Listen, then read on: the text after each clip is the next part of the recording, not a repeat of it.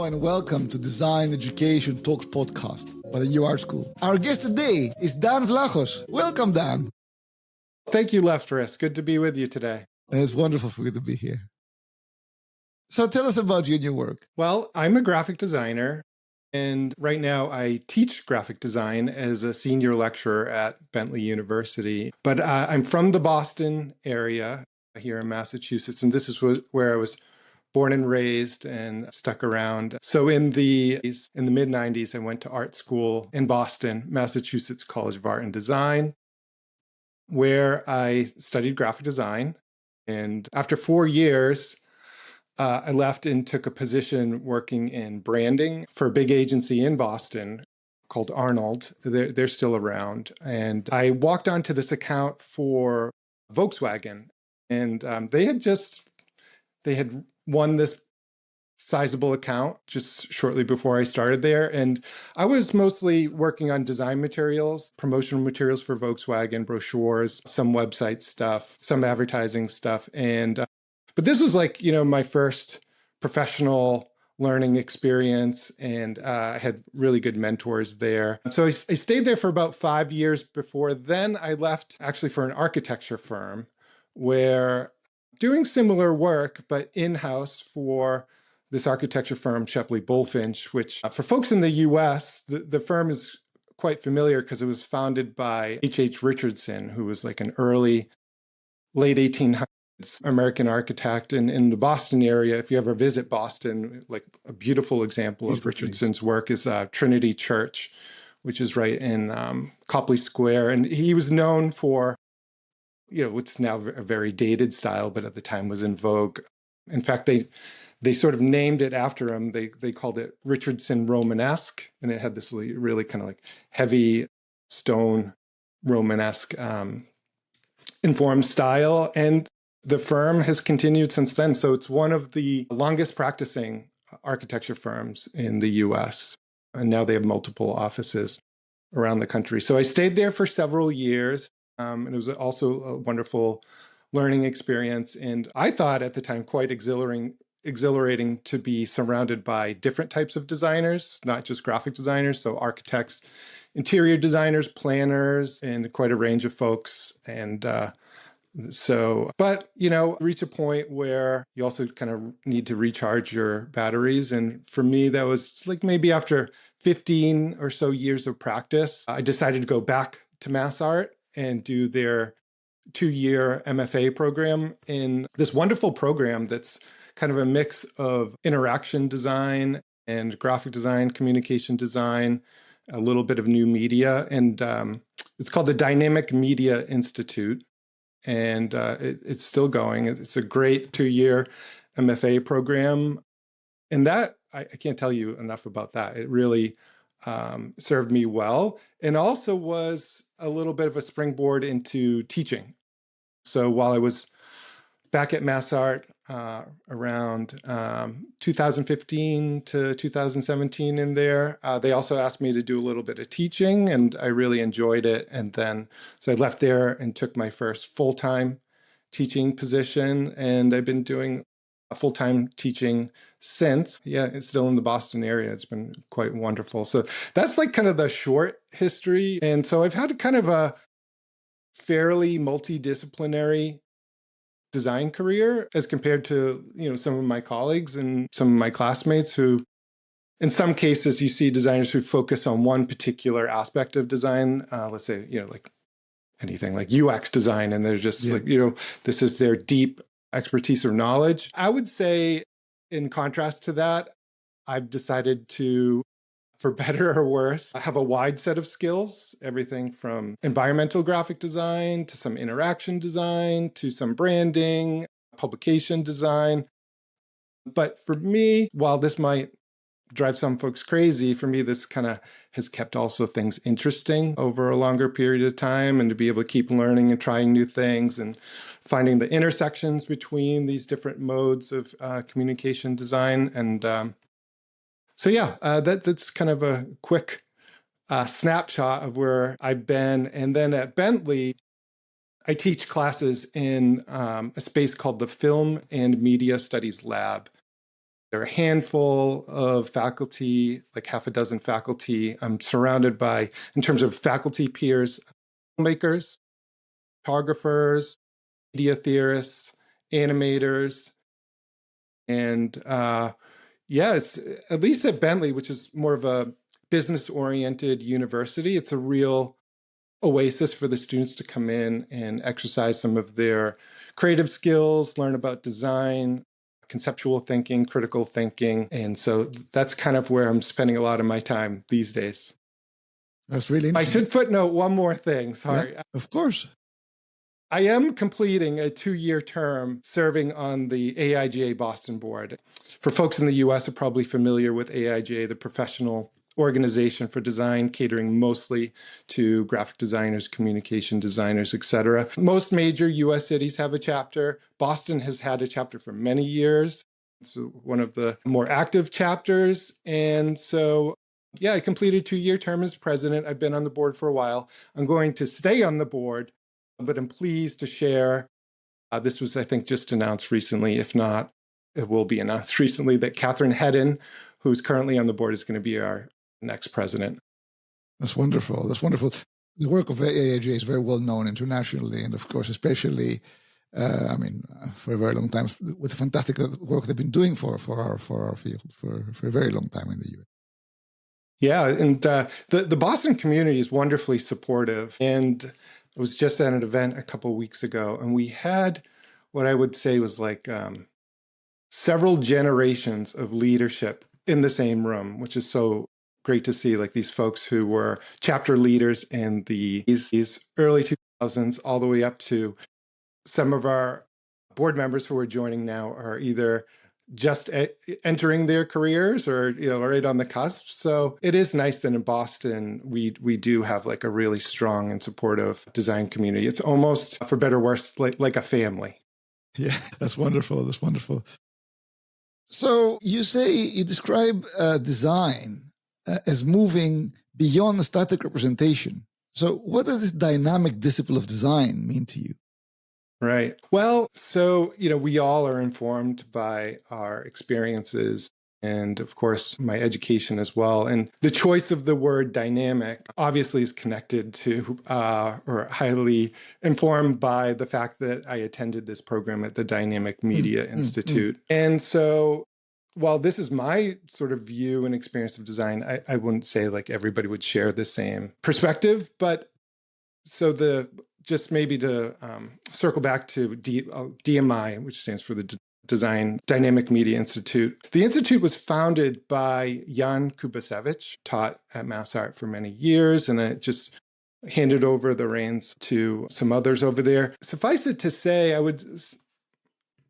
although I've never asked Professor Kubasevich, the Dynamic Media Institute is probably most informed by another very well-known, internationally known institution, the MIT Media Lab, where, for folks that aren't aware, over at MIT, the MIT Media Lab, it's a highly multidisciplinary environment and space that ranges the folks that study, research, and practice there. It's everything from design, technology, engineering, aesthetics, and they really kind of push the envelope. And so I do know that Professor Kubasevich, the founder of the Dynamic Media Institute, had occasionally told me, and I hope it's okay that I share this, that like part of his vision for the Dynamic Media Institute was that it would be not only multidisciplinary, but in some ways anti-disciplinary, which is, pretty rare for folks to use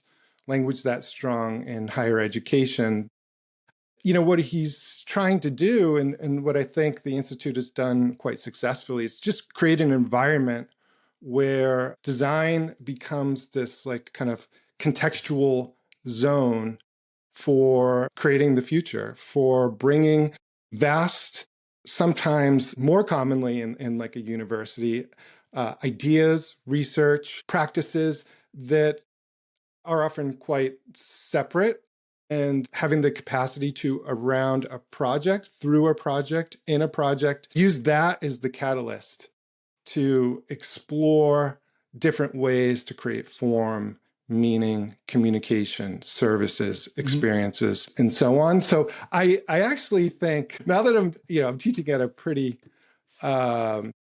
business-oriented university, now I have some perspective, even more so, to understand just how fairly radical such a program is, to have that wide a sensibility from everything from on the science side, things that are informed by evidence, to the art side, things that are more expressive and based in intuition, and be able to understand and manage how those things can come together appropriately as you're exploring these ideas.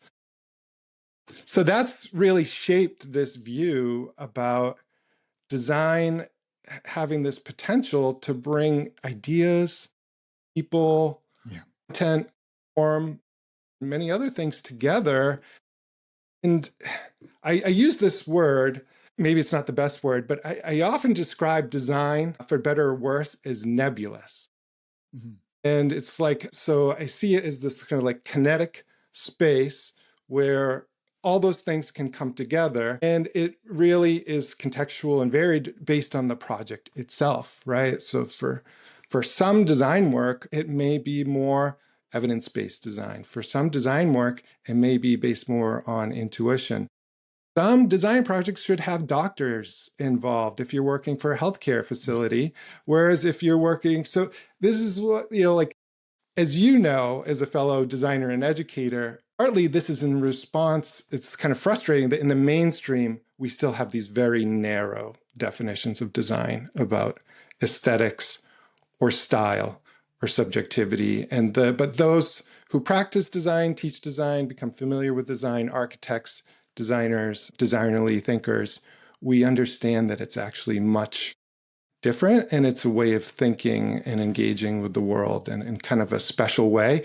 I think we have a long way to go in terms of being better about telling that story and changing some of the misperceptions around design. And that's partly what I've tried to do more recently in some of my research, is like interrogate how we could share those stories a little better.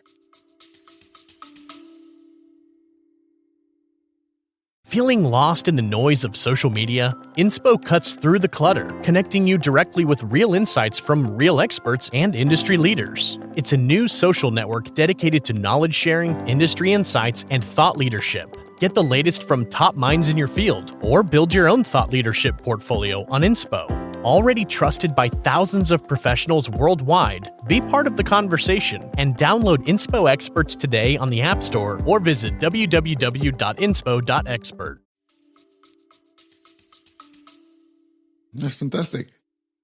So walk us through the making of Toward the Dynamic Discipline of Designs. What was the seed idea and how did it evolve into motion graphics? That's wonderful. Selfishly, there were a few like personal things that I just, when you're teaching design, one of the other wonderful opportunities that you have the opportunity to explore and research design. And then in the case of the conference where I presented this short film, Towards Dynamic Discipline of Design, every 2 years at this motion design conference, the Motion Design Educators Conference, there's a group of like 50, 100 design educators from around the world.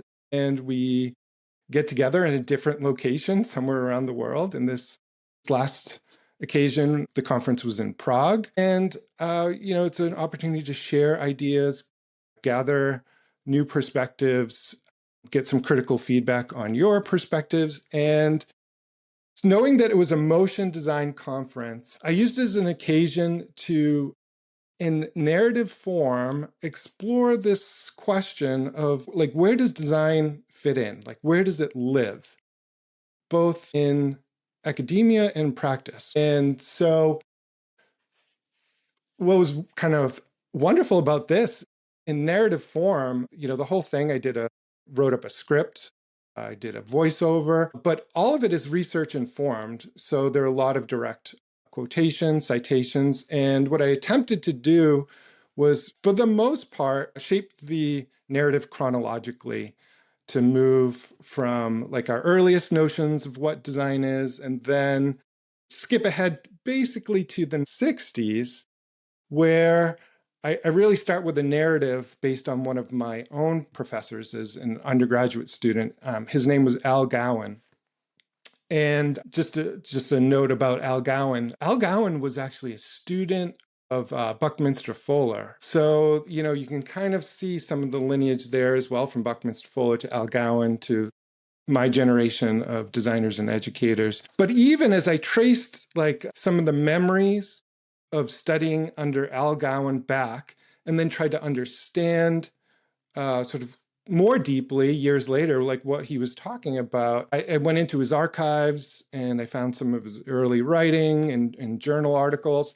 And he was really in, let's say, the 1960s in really interesting ways. And I'm sure he was not alone in this, grappling with, in particular, whether design was more of an art or a science. And so there's a great quote at the beginning of the film, and he's in this writing, you can tell he's really grappling with this. He says, well, I think it's like more on the side of art or science, but probably both, and then he has this diagram, of course, static diagram in the 1960s. It was published in the journal, and it has art on one side, science on the other, and design is this kind of like bridge in between. And then you can trace a whole host of scholars who have also grappled with this issue of like where does design live? Where does it fit in? And then so I go probably next over to much of the writing of Bruce Archer, which is, most of like, in particular, an article that came out in like the late 1970s. I believe the title is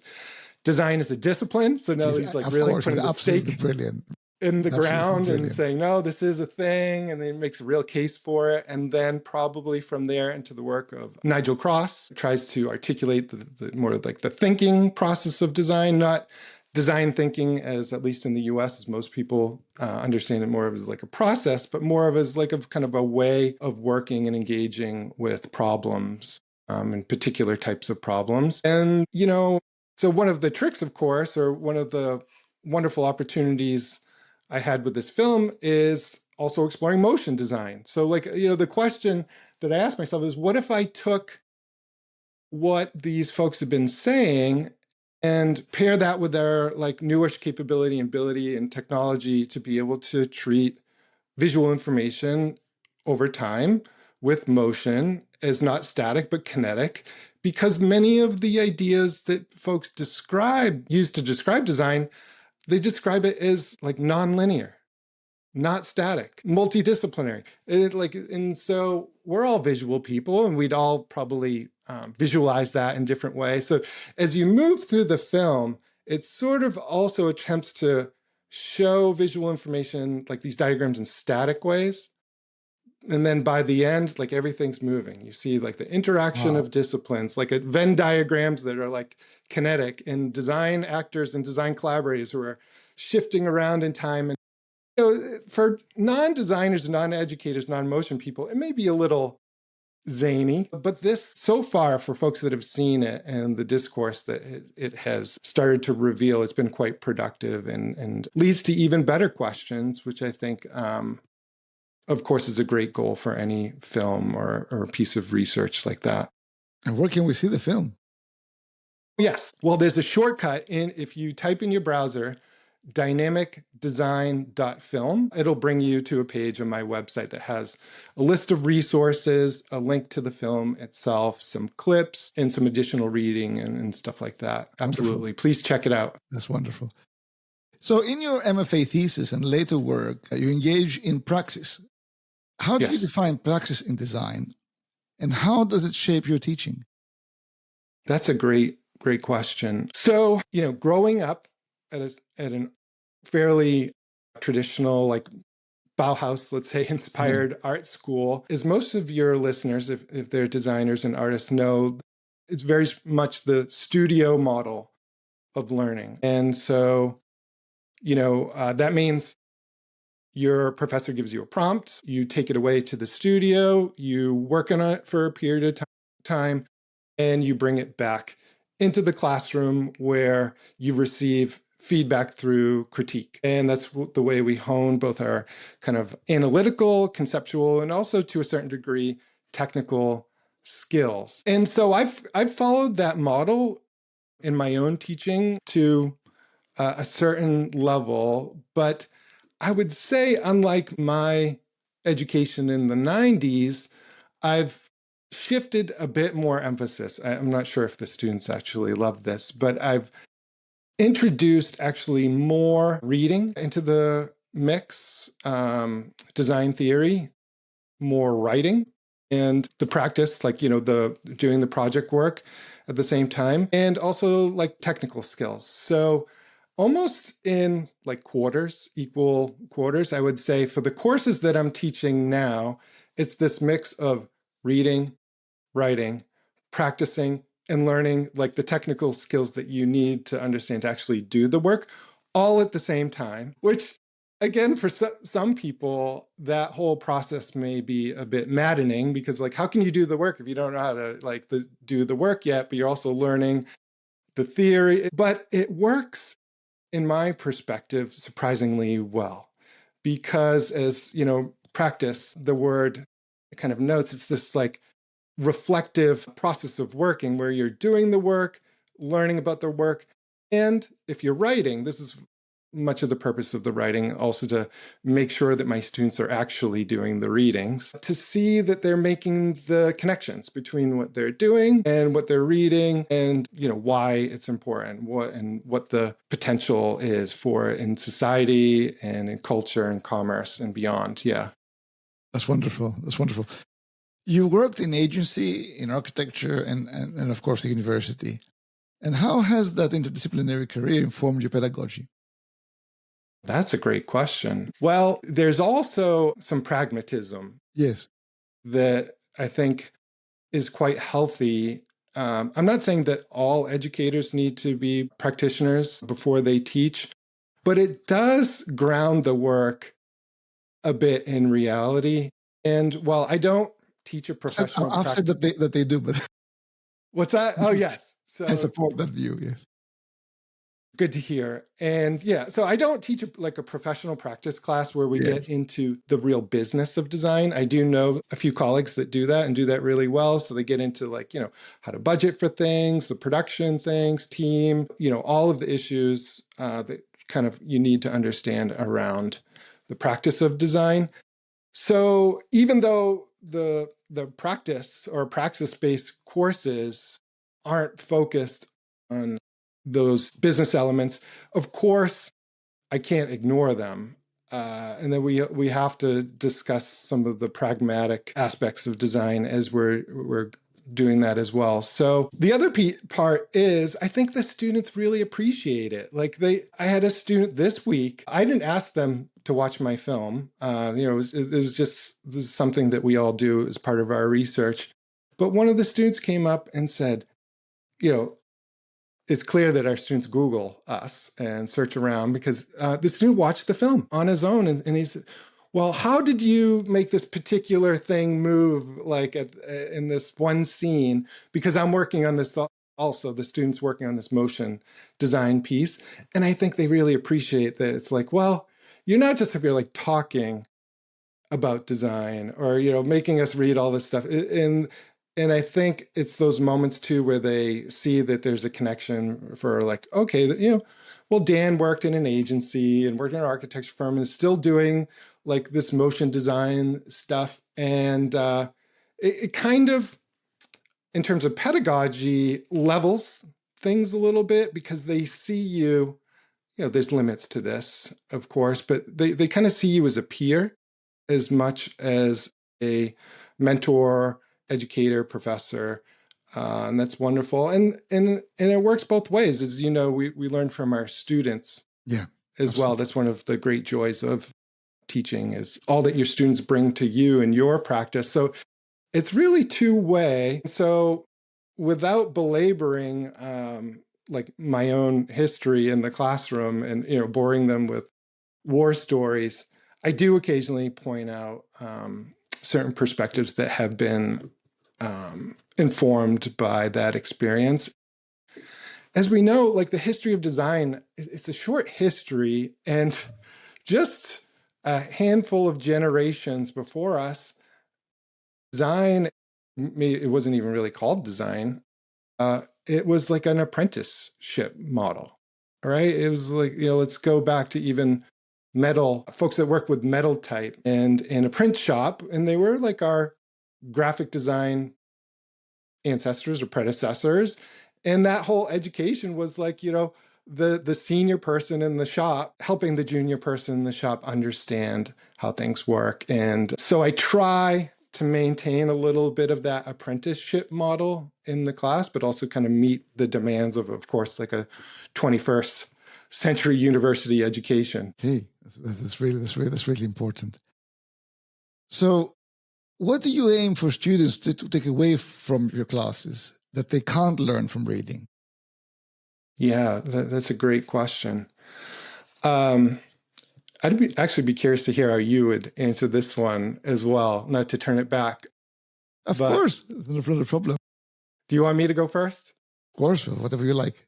Okay, well. It's your podcast. Especially knowing that in my courses now, it's a mix of folks who are, let's say, like contemplating a creative or design career more seriously, and those who are interested, like let's call them like enthusiasts, and those who just think it's going to add to their portfolio of skills no matter what they do and where they go. And so that's quite a range. Like, again, unlike my own design education experience, where at an art school, you're surrounded by, everybody in the class wants to be a professional designer. Maybe a few possibly want to teach, but for the most part, as was my case in BFA in graphic design, everyone there really wanted to practice design. In my class, I don't make that assumption. I assume some will. But for all of them, and I guess this is best attempt at answering your question, I now try to teach design and communication design as a literacy and as a skill. Almost, and I know this gets a little soft skill-ish, because it's like almost like we could view communication design as a life skill or a liberal art or something along those lines, so that no matter what you're doing, whether you're a surgeon, a lawyer, a doctor, a designer, no matter what, hopefully, and hopefully this is true in the sense that they do take this away, is that it will make you a better communicator. It will make you a better visual communicator, make you understand some of the methods and practices inherent in our discipline. And then I also think there's the potential for some of those students to be better clients. Yeah, absolutely. They may hire designers, and then they have a vocabulary and understanding that could make potentially the process much more seamless and actually add more value to designs, because they understand, there's sometimes an assumption that certain aspects of design are easy. And once people do it, they actually realize it's sometimes much harder than it appears. So yeah, I think this notion of like skills, literacies, competencies is, at least for what I'm doing now and where I am, the best way I would answer that. But how about for yourself in your teaching? For me, it's always a case of, swimming. You can read about swimming.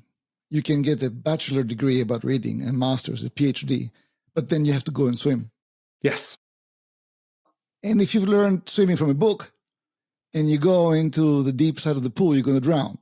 So the students have to learn that the studio environment, when I first started, I remember, after graduating from my bachelor's and I started working in the industry.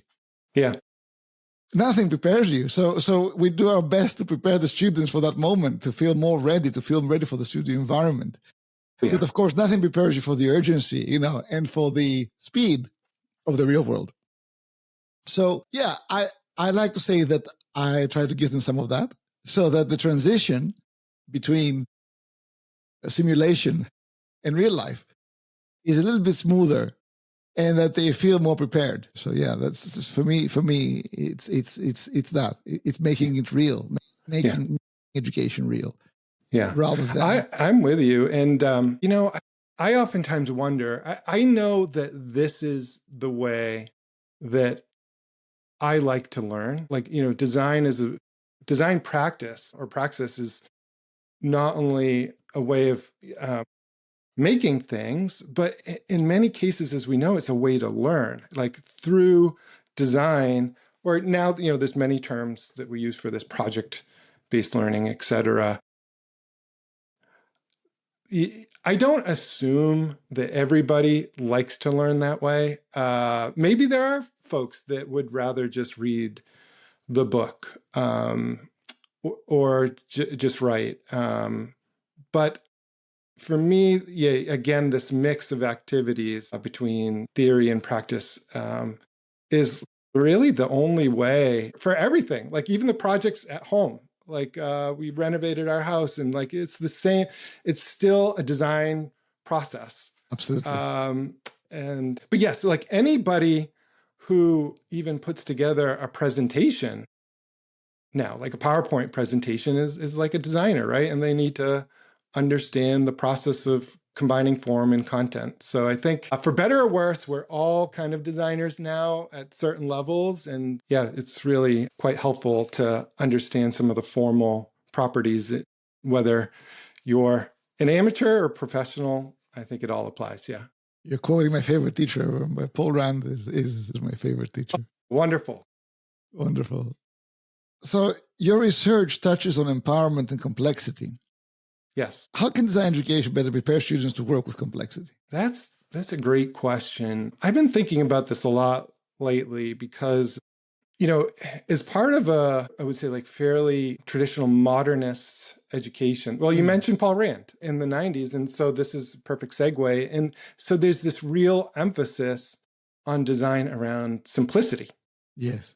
Right? Especially in the modernist view. But oftentimes what I find is for designers, as they pursue a career in design, they realize that design is actually just as much about complexity as it is about simplicity. In fact, in the 21st century, I tend to think that the notions around complexity are becoming more important than the notions around simplicity. And so this really constitutes a bit of a shift in the way that we think about design and teaching design, because the bigger design problems, especially, for graduate students, and now there are PhDs in design, the problems are getting far more complex. And, oftentimes they're so complex that it would be nearly impossible for a single solo designer to be able to solve a problem with such a range of demands and skills and complexities, knowledge and research that might inform a solution.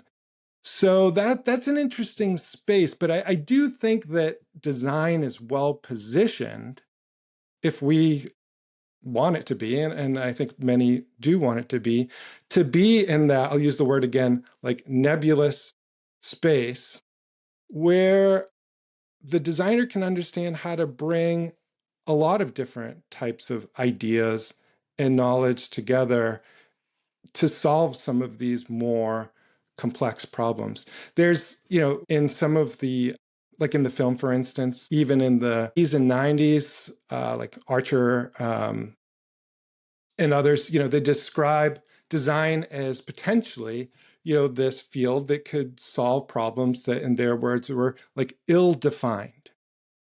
Like, for these problems that really need to be interrogated using almost like a Swiss Army knife full of different views and perspectives and approaches. And so I do think actually some of what they were theorizing and speculating has come to fruition. Like, like if it's evidenced by, let's say, like you have now, so I worked at this architecture firm in the early 2000s. And at the time, we were maybe like 100, 200 people. And now you see these architecture firms that in some cases have thousands of employees. Yeah.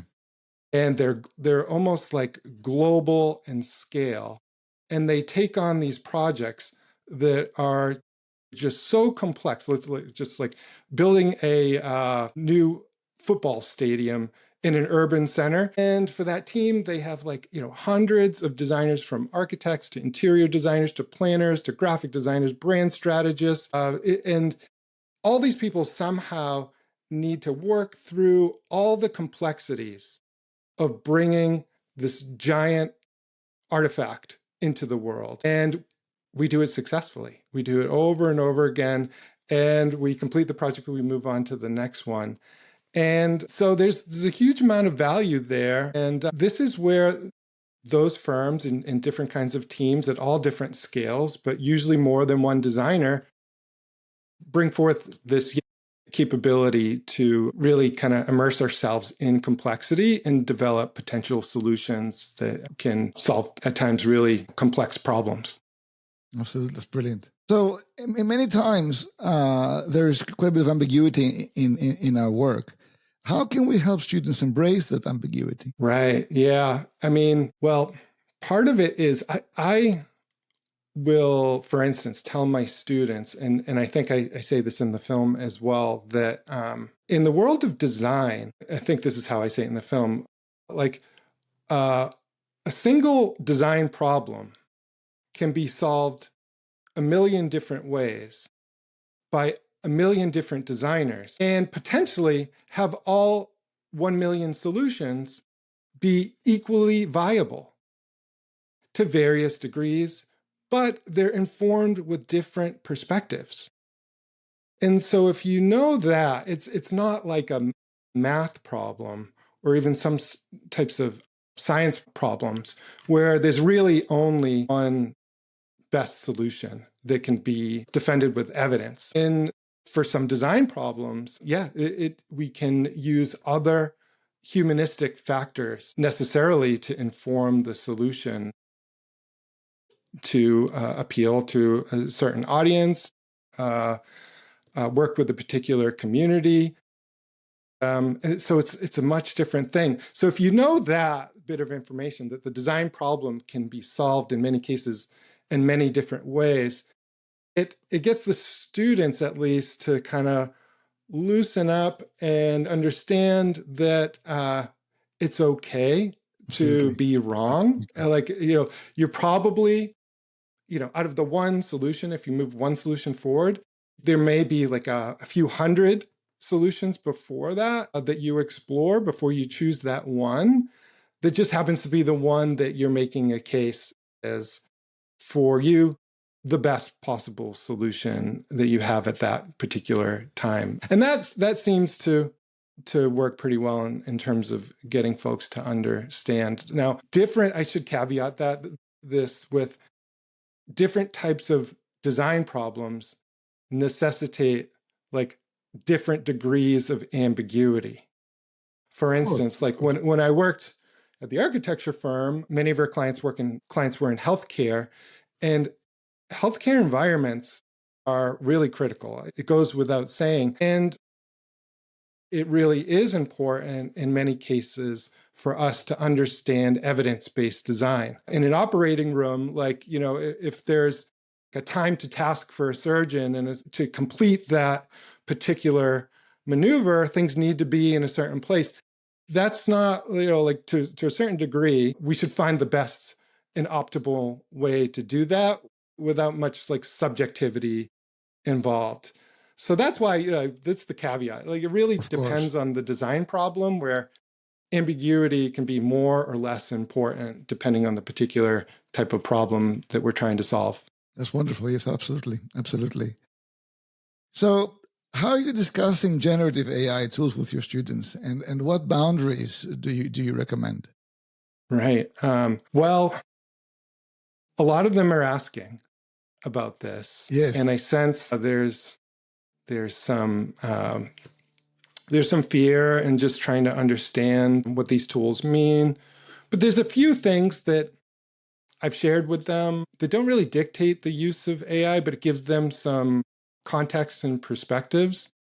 Of course, for our generation of designers, I refer back to the mid-90s into the where the computer itself entered the world of graphic design and had a little bit of this same effect, like, folks asking a lot of questions, like, is the computer going to do the work for us? Like, and then for a lot of folks that like doing a lot of stuff by hand, can I still do stuff by hand? Will we still get paid the same amount of money if the computer's doing a lot of work? And so now you see, like, and it's analogous in many ways, those same kind of questions for young designers now with AI. They want to know, well, how is this tool going to shift the way that we're practicing? And what I find comforting in sharing the story about like the computer in the 80s and 90s is like, well, we worked through it. We, not only that, some designers actually chose to like embrace the computer and experiment with it. Like, what could it do differently to allow us to generate new kinds of forms? And that was like a really, for me as a student in the 90s, that was like a really exciting aspect of design, because, like sometimes the technology can force things to get a little zany and crazy in terms of aesthetics. You had like Emigre doing like weird typefaces, and then you had this whole period of like grunge, David Carson stuff in the US, and the computer itself was fueling a lot of those aesthetic movements. So that's where I'm like, well, be critical, but also be open to like, what can this tool afford your generation of designers that other generation of designers didn't have available to them? The other piece that I've been sharing with them, though, is, and it's not like anti-design or not anti-AI, but I tell them that, especially undergraduate students, that this is like a really special time for them to exercise their critical and creative capabilities. Like, like I think I said to a student recently, it's like, imagine like you're going into a gym, not for like a physical workout, but like for an intellectual workout. And you could think of this time as a student as a great, and they're paying for it, right? This is a great time to exercise your own analytical skills. My fear is that if you use AI too much, you're almost shortchanging yourself to be able to push the limits of your own thinking. Absolutely. So that's where I tell them, especially for like the reading and writing, I'm like, well, I don't think I would, if I were you, use AI for any of it, because then I'm not developing my own perspective. I'm not honing my craft in terms of like improving my like writing skills and my critical thinking skills. But at the same time, you can't ignore it, right? It's like you can't, it's an emerging technology. You can't live in a cave. So I encourage them to find that balance. And I do think actually, especially for the writing, a lot of them have taken the advice and they don't, maybe they'll use AI to like ask questions and clarify things, but they're not just putting their essay prompts into ChatGPT and plopping them in and thinking I'm going to grade it. But I also ask particular questions that would make it very hard to have AI give a response. So I do make it a little more challenging in that way. Yeah, I mean, the only difference is this ambiguity on IP. I mean, the difference between the 90s and today is that there was no IP ambiguity at the time. And no, I think this is what we're still struggling with. And all the ethical issues. Yes, I mean, that like, it's just in this case, the technology has moved so fast. Yes. That we really have not slowed down to kind of weigh a lot of these bigger questions around copyright and ownership and the amount of energy it's using and who's getting compensated and is the compensation fair for. So let's say for now, I'll try to remain optimistic and hope we can sort through those issues. I think if we can regulate the IP issue, then it's fine. I think it's all hinging on that, on the fact that something's scraping the internet and it's being used to provide the content. So, but yeah, absolutely. Yeah. And the other piece is I tell them that in many cases, designers, for some of our projects, we're almost explicitly being asked to imagine the future, like things that don't yet exist and how we might bring those things into the world.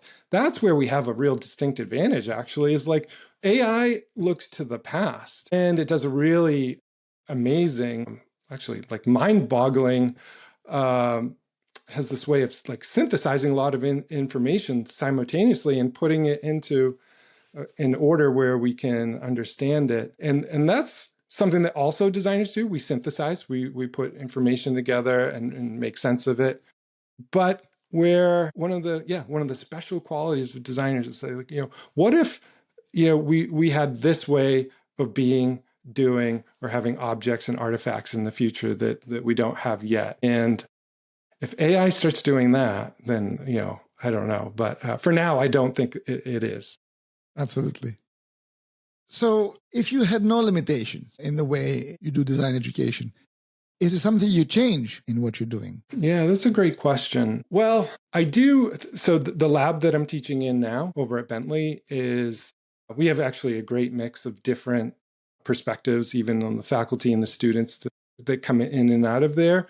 But it's a film and media studies lab, which kind of puts us in a certain category. And like, if you were to compare that to previously mentioned, my somewhat more radical graduate experience in the Dynamic Media Institute and this notion of interdisciplinarity, I think that I would probably shift more emphasis and interest towards breaking down disciplines over time.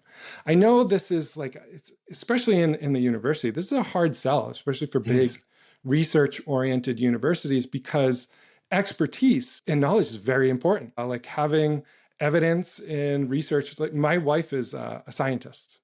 She's a chemist, and it's a different, as compared to most design. It's a really different mode of thinking. Research at that level. Yeah.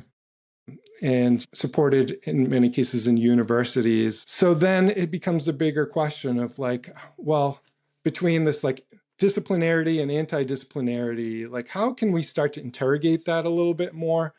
I would be interested, and I do see it happening like sort of here and there slowly, but big ships turn slowly. But I do see some universities, institutions that are attempting this, and some of them that are thinking about even attempting this, but haven't quite done it yet.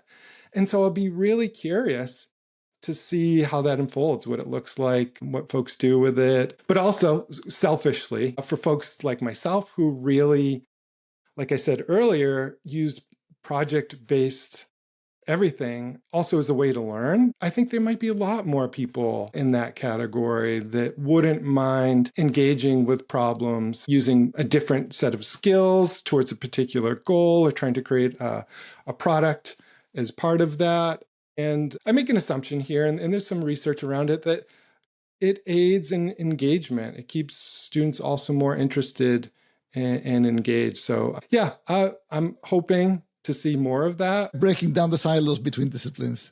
I think in a healthy and productive way, while simultaneously respecting, and I think we can do this, deep expertise, right? You do need people who have like a deep understanding of a subject matter or a process. So, but I think we could do both, but I'd love to see more growth on the crossing of disciplines. Yeah.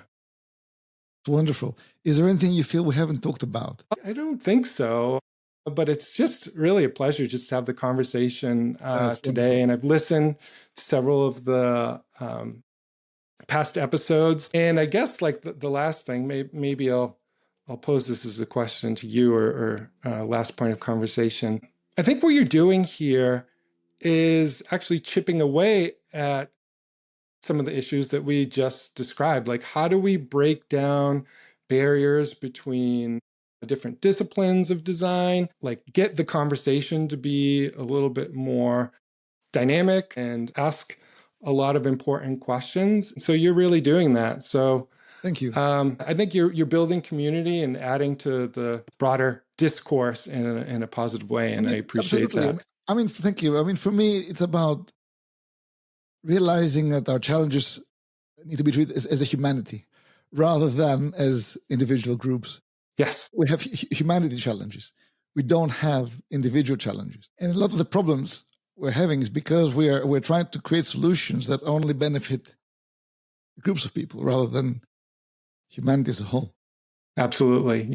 And and design is deeply humanistic discipline. And like, just for folks that haven't watched the dynamic design film, intentionally, the film starts with the story of the hand axe, which is just like, one of our earliest primitive human tools, where like is probably, used for skinning, cutting, woodworking, stuff like that.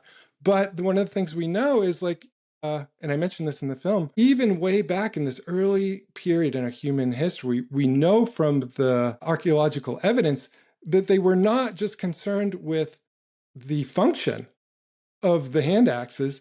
They were still, even way back, concerned with the aesthetics, like what they looked like, and prized them as possessions.